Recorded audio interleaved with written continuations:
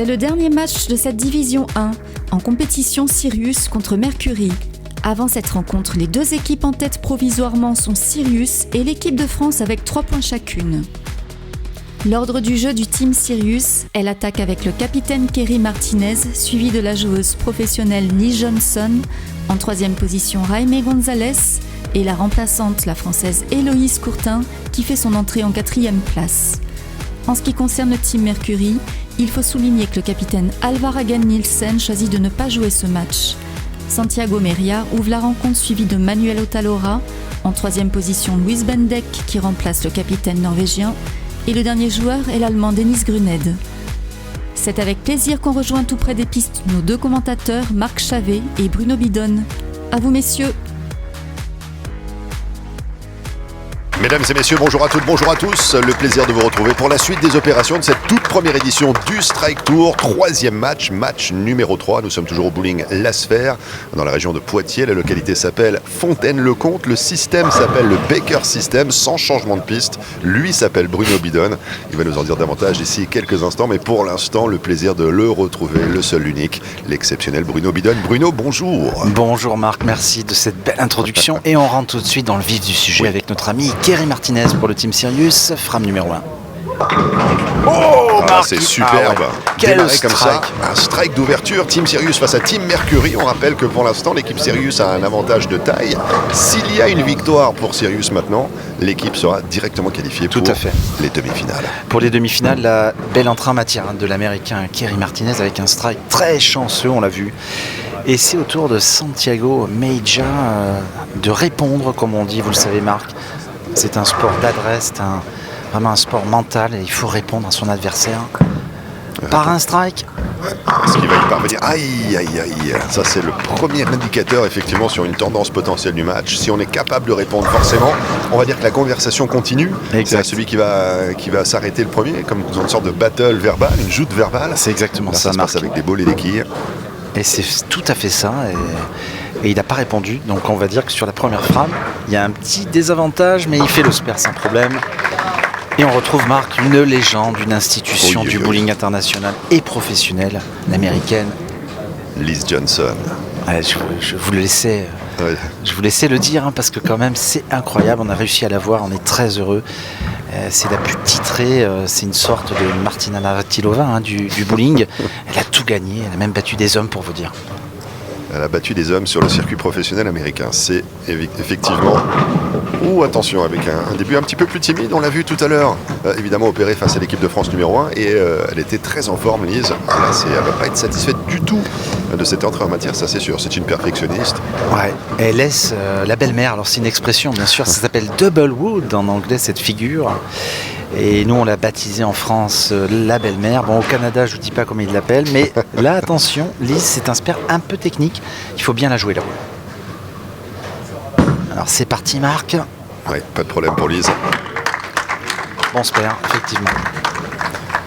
Ce qui ferait qu'on démarre de façon un petit peu... plus timide, ouais. C'est ça. Pas de part et l'autre, ce qui est assez étonnant, on peut le dire, pour l'équipe Sirius, qui avait vraiment déroulé face à l'équipe de France, 257 points sur le match numéro 1, qu'on avait vécu ensemble précédemment. Et là, ça pourrait permettre à Manuel Otalora, avec un petit strike, de relancer son équipe, et il en a besoin, Manuel. Il laisse une quille, la 2. Un joueur très sympathique, Manuel Otalora, champion du monde, on vous le rappelle, en équipe avec son partenaire, d'ailleurs Santiago Meija. Ce sont des joueurs, les joueurs latins, comme on dit. La Colombie est un pays de sport, ils sont forts dans beaucoup de sports, dans le vélo d'ailleurs, Marc. C'est vrai, en tir à l'arc aussi. En tir à l'arc, et c'est une nation très intéressante, moi je trouve. Ils sont très sympas en plus, on passe des bonnes soirées avec eux. C'est un peu plus dur quand le réveil sonne le matin. Oui, c'est ça. Et le spare pour Manuel qui maintient son équipe dans le coup. Et donc il joue contre un compatriote, James Gonzalez également, colombien. D'ailleurs c'est l'équipe colombienne qui joue là. Et alors on rappelle Marc, ce match est très important car il y a 2 équipes, si je ne dis pas de bêtises, à 3 points. Et attention, parce que si Sirius perd et que Mercury gagne, il y aura 3 points partout. C'est ça. Mais là, on serait dans une configuration inédite pour une première édition. Inédite, et regardez, James Gonzalez strike à la 3. Alors c'est sûr que si en égalité un partout, Marc, on va déterminer qui a fait le plus petit score au total. On va devoir sortir les calculettes. Oui. Ça, je vous laisserai faire parce que je ferai ça la volontiers. César de l'arithmétique ex nihilo comme ça. Avec notre arbitre, bien sûr, qui est là. Qui verra bon déroulement des opérations. Ah, mais Marc, alors attention, on voit Luis Bendek qui fait son apparition. Oui, le joueur justement d'El Salvador. Eh oui. Qui n'avait pas joué, si ma mémoire est bonne, sur la première rencontre. Exact, et il y a eu un changement. Alors on est en train d'observer ça et Luis est dans l'équipe et il joue. Style très... Oula. C'est très étrange ce qui s'est passé, ça arrive. Il doit... Je pense que... Alors ça, vous voyez, Marc, c'est la pression. C'est la première fois qu'il fait une finale télé. Et il a eu un souci. Une entrée en matière, une façon de s'approprier l'espace. C'est ce que nous disait d'ailleurs Alvar Hagen Nielsen, le Norvégien, le capitaine de l'équipe, à l'issue du précédent match pour la Team Mercury. Il disait qu'il y avait toujours cette phase un peu d'acclimatation, on va dire. C'est ce qu'il disait. Il expliquait la défaillance, entre guillemets, par... c'était la première finale télé, qu'il fallait qu'il rentre un petit peu qui rentre dedans, tout simplement. Tout simplement. Et là, ça me fait de la peine, parce que moi, je suis un ancien joueur. Et vous savez, quand vous faites une boule comme ça, là, il a bien rectifié et il fait espère. Mais vous savez, Marc, ce qui est incroyable, ça, c'est très mental. La première boule, il avait le trac et ça se voit pas forcément à l'image, mais moi qui suis un ancien joueur, je peux vous le dire. Et en plus, ça se joue en équipe, je jouais pas tout seul. Et donc là, ce qui s'est passé, c'est qu'il a eu un trou noir, je pense. Il a envoyé la boule dans la rigole et tout de suite après, il a rectifié. Mais attention, car vous avez vu, il a fait spare à 2 et donc 0. Ce qui veut dire qu'il perd complètement l'avantage du spare et ça, les dikis, s'il perd de diki à la fin, il va se sentir coupable. Exactement. Et ça fait mal. Et donc, du coup, on découvre Héloïse Courtin aussi. Ils ont changé. Elle, ça c'est impressionnant, Héloïse. Écoutez, j'allais justement vous interroger sur ce style, pas forcément très académique de lâcher de boule, mais la seule chose qui compte, c'est de faire tomber les quilles à la fin de la journée. Eh bien oui, Marc est là. Alors, 2 choses sur Héloïse Courtin, c'est le jeu moderne, elle joue à 2 mains. C'est une nouvelle technique, bien sûr. Et donc, elle n'est pas impressionnée apparemment par les caméras de télé, parce que c'est sa première finale télévisée. Et qu'est-ce qu'elle fait ? Elle fait un strike d'entrée. Elle a un petit potentiel, je pense, cette joueuse. Est-ce que ça peut venir gêner aussi Luis, qui lui a eu plus de mal à rentrer de plein pied dans le match ? Tout à fait, Marc. Et Denis qui le met pas, avec cette qui tremble là, mais qui tombe pas. Et attention, c'est un match très étrange qu'on est en train d'assister. Alors je peux pas vous dire qui va gagner, mais pour le moment avantage net au Team Sirius. Mais vous savez, on a vu lors des matchs précédents, ça bascule très vite dans ce sport, surtout en Baker System. En tout cas, oui, excusez-moi. Non, je vous en prie, tout évolue très très vite. Dennis Grunheid justement, avec sa deuxième boule, une quille restante à coucher. Ouais, il n'y a pas de souci, regardez. Ouais, il s'amuse d'ailleurs. Il est content, Denis. On fait un peu le show, on se détend un petit peu, on est moins crispé que tout à l'heure. Alors, on rappelle, si le Team Sirius gagne, c'est fini. C'est le Team Sirius et normalement, si je dis pas de bêtises, marque l'équipe de France. Ça, c'est une très bonne nouvelle pour nous. Exactement, parce que l'équipe de France a 3 points. Génial. L'équipe France, une a battu Mercury 234-196, on s'en souvient. Faudrait peut-être pas trop que je sois trop chauvin, mais quand même, ça serait génial pour nous, surtout pour la fédération, d'avoir l'équipe de France en demi. Et je pense que Kerry Martinez est bien capable de le tripler.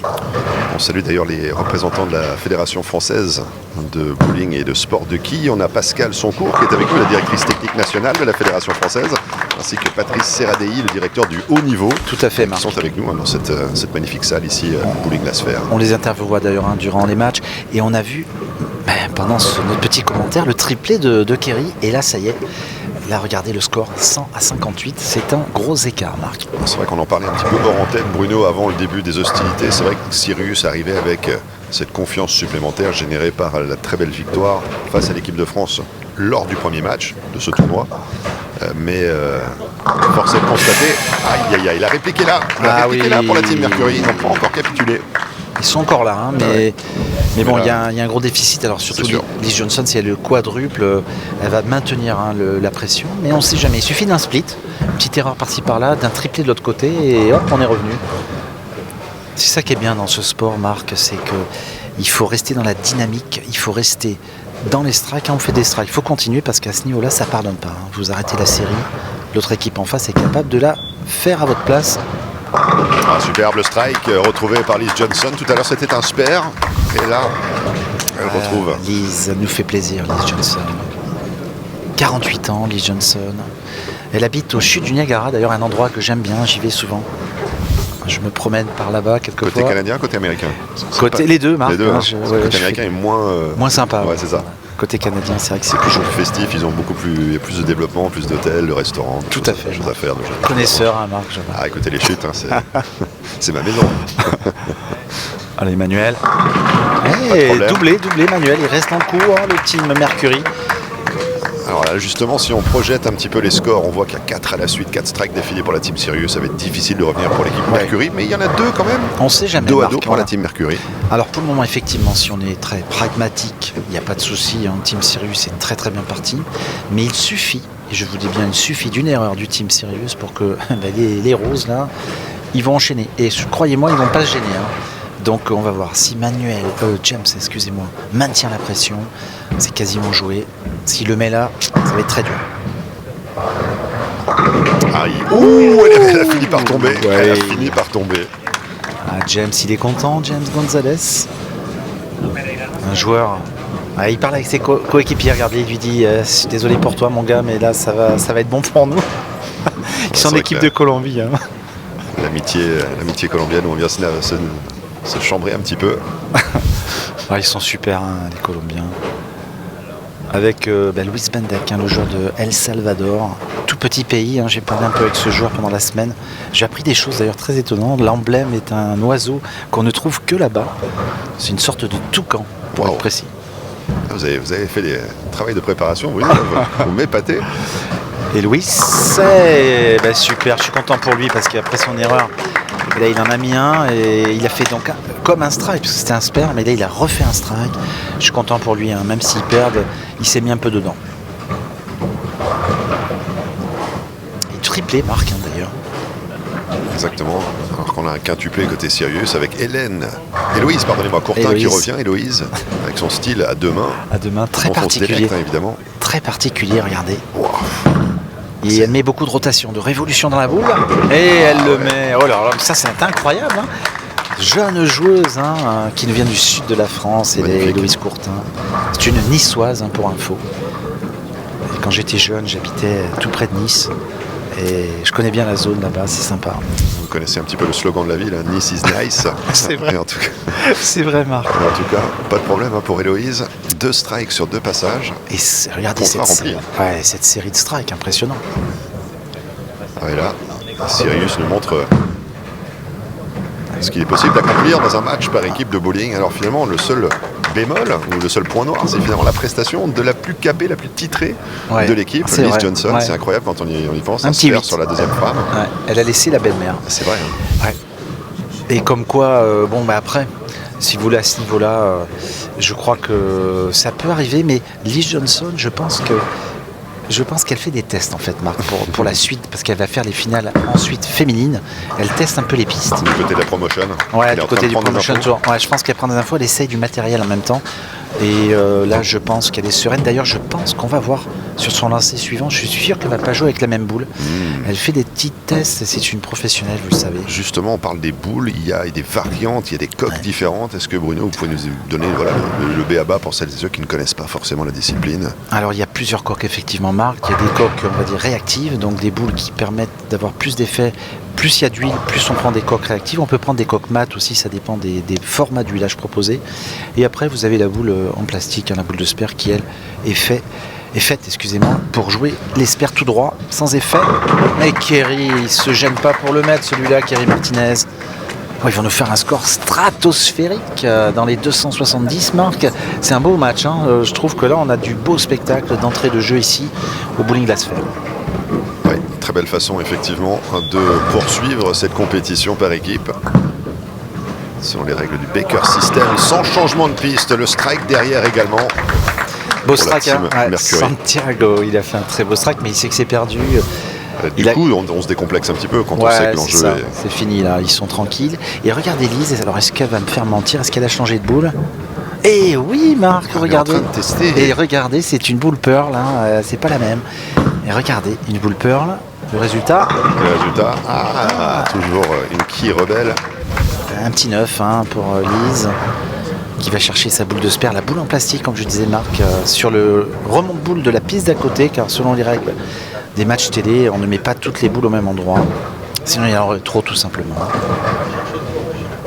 Et le spare pour Liz Johnson. Pas de problème évidemment pour Liz. Finalement, quand on regarde le score final du côté de la Team Sirius, les deux seuls couacs, c'était les couacs de Liz Johnson. C'est impressionnant. C'est vrai. D'ailleurs, vous allez l'interviewer après, Exactement. Vous lui direz peut-être. Alors Liz, vous avez fait des tests. D'ailleurs, je lui demanderai si elle a fait des tests de boules et vous verrez qu'elle va vous dire oui, normalement. Allez, la dernière boule de Liz, elle peut faire 259, encore un très beau match. Ce serait effectivement le plus beau score enregistré depuis le début du tournoi. C'est fait avec ce strike pour aller chercher 259. Super match. Sirius Team. Et la bonne nouvelle, Marc, la bonne nouvelle pour nous, c'est que l'équipe de France est en demi. Ça me fait plaisir. Malheureusement, notre équipe rose, le Team Mercury, est éliminé maintenant. Et ils sont relativement sympathiques. Pareil, on aurait aimé les avoir un peu plus dans les matchs, mais bon, c'est la loi du sport, ils sont éliminés. Néanmoins, avec je pense un bon score, ils peuvent terminer à 227. C'est quand même des scores professionnels. Il n'y a aucun problème là-dessus. Et du coup, sur le tableau, en ce qui concerne le tournoi, 6 points pour la Sirius Team, 3 points pour l'équipe de France 1 et 0 pour la Team Mercury. Voilà, qui a pris 2 défaites, mais de haut niveau, parce qu'ils perdent là 259, il n'y a rien à dire. Et le premier match, Marc, ils avaient perdu combien, Team Mercury? 234. Team Mercury, exactement, 234 à 196. Ils avaient eu un peu moins bien joué. La dernière boule, de Manuel. Voilà, sous les applaudissements, Marc, du public de Fontaine-le-Comte. Donc voilà, on a nos deux équipes, Marc. On a nos deux équipes, on retrouve un Sirius Team et l'équipe de France, numéro 1. Et je vous laisse à l'interview. Merci Marc.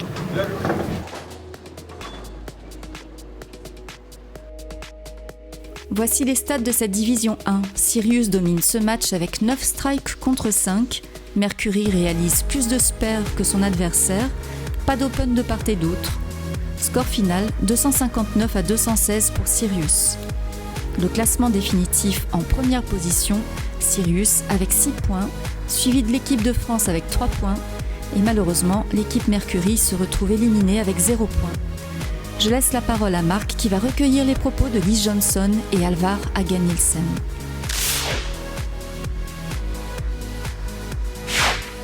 Fontaine-le-Comte, l'endroit historique où on vit la toute première édition du Strike Tour. Une victoire donc de la Team Sirius, Liz Johnson évidemment, qui a fait des tests de matériel durant le dernier match face à la Team Mercury. On va lui en parler. Liz, so congratulations on a great win for the team. 6 points all the way for Sirius. You were testing a bit of equipment out there, weren't you? We saw you play with different balls. I actually ended up using the same ball, but I probably just trying to get loose again from having a small break, and maybe the first shot wasn't so good. But Kerry put a great team together. He changed up our lineup the next game, and it worked out. And Eloise threw 2 great shots, and we had a big game. Voilà, Lise nous dit effectivement, je faisais quelques tests avec quelques boules. On a eu des réglages de dernière minute également en ce qui concerne la composition de l'effectif. On a fait un beau travail. Kerry a fait un beau travail pour l'assemblage finalement de ce collectif. Et on a pu aussi, grâce à Héloïse, qui a fait deux très beaux strikes, aller jusqu'à la victoire. We look forward to seeing more of you in the moments to come, of course. 6 points to the team. Great way to start the tournament. Looking really good for the rest of the competition. Thank you very much. Looking forward to a lot more bowling. Voilà, Lise nous dit, elle a hâte d'y être également pour la suite des opérations. Alvar, in terms of Team Mercury here, so 2 matches, 2 defeats, obviously, a bit of disappointment. It is the first time. We talked about the pressure of performing here on a TV stage. Give us a sense of what this tournament was like for you guys. It's been good. We have kind of created new bonds between nationalities, and we've kind of found new friends across the continents. Bowling-wise, we have had some good times in the St. Lo. We had some bad carries and some bad shots. We feel like we've done well. Maybe we were some unlucky with some timing with the matches. A lot of the teams played really high against us, but we did our best, and the other teams were just better. Voilà, très, très fair play. Il dit que les autres équipes étaient tout simplement supérieures. Ce que nous, on a pu retirer de cette compétition, de ce collectif, c'est qu'on a pu trouver une nouvelle cohésion de groupe entre des joueurs de différentes nationalités. On a beaucoup travaillé à Saint-Lô, évidemment, pour constituer cette équipe. On s'est entraîné ensemble, on a appris à se connaître. Et je pense qu'on a une bonne fondation pour la suite, nous dit Alvar. So the next step, of course, is to wish you all the best. And we look forward to seeing you once again for perhaps the second edition of the Strike Tour. Yeah, thank you. I hope so. Merci beaucoup.